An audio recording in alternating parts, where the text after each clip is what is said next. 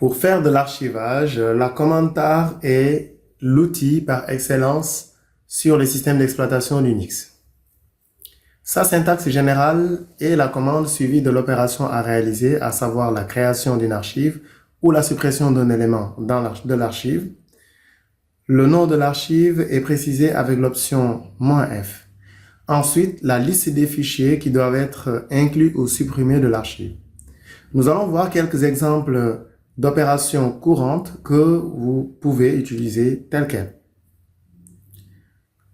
Pour la création d'une archive, nous avons la première partie de la commande tar cvzf testarchive.tar.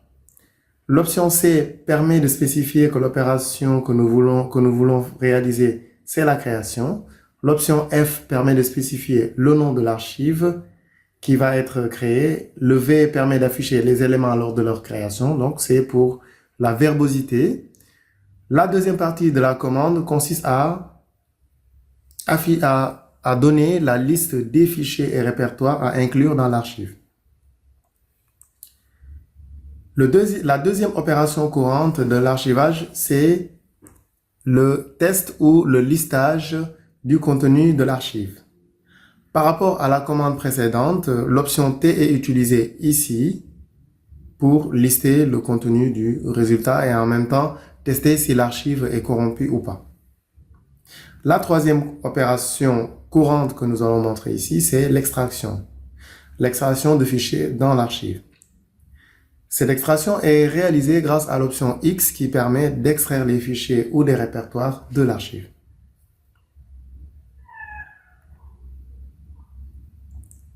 L'archive tar peut aussi être directement compressée en utilisant des outils de compression, les outils de compression que nous avons vus, c'est-à-dire gzip ou bzip2. Pour la compression au format gzip, il faut ajouter l'option Z sur la commande de compression ou de décompression afin de lui indiquer le format de compression utilisé de l'archive. Alors ici, il faut retenir que Z égale gzip. Et l'extension utilisée est .tar.gz ou bien .tgz. Pour le format bzip2, l'option à utiliser, c'est l'option J à la place de l'option Z.